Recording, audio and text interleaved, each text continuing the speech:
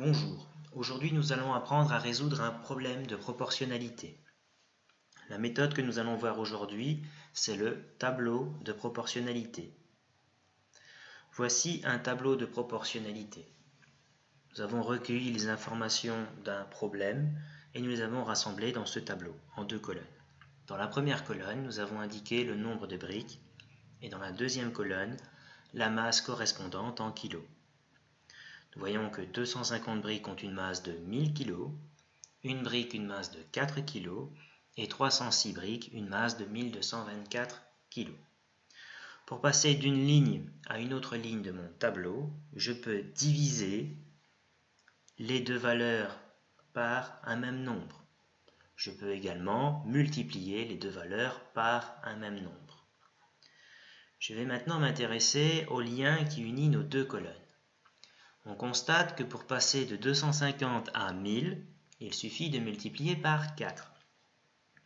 Pour passer de 1 à 4, on multiplie également par 4. Pour passer de 306 à 1224, on multiplie toujours par 4. 4 est une constante qui fait le lien entre les deux grandeurs. Ce nombre est appelé le coefficient de proportionnalité.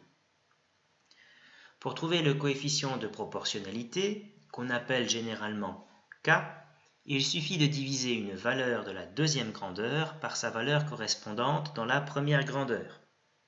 Par exemple, si on divise 1000 par 250, on obtient 4. Ou, si on divise 4 par 1, on obtient 4 également.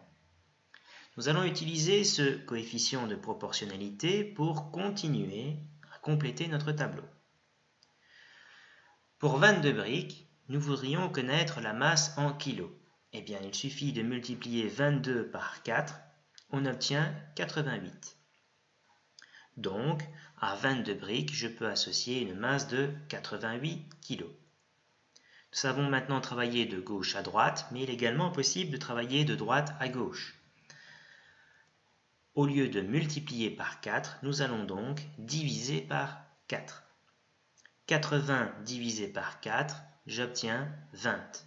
Donc, à une masse de 80 kg, je peux associer 20 briques. De la même manière, 200 divisé par 4 me donne 50. À une masse de 200 kg, je peux associer 50 briques. Mon tableau de proportionnalité, j'aurais pu également le disposer à l'horizontale. Cela ne change rien. Ici, j'ai représenté le même tableau dans l'autre sens. Le coefficient de proportionnalité ne change évidemment pas. Je peux représenter des grandeurs proportionnelles sous la forme d'un graphique. Ici, j'ai placé toutes les informations de mon tableau de proportionnalité dans un graphique cartésien. Sur l'axe horizontal, j'ai placé le nombre de briques et sur l'axe vertical, la masse correspondante en kilos.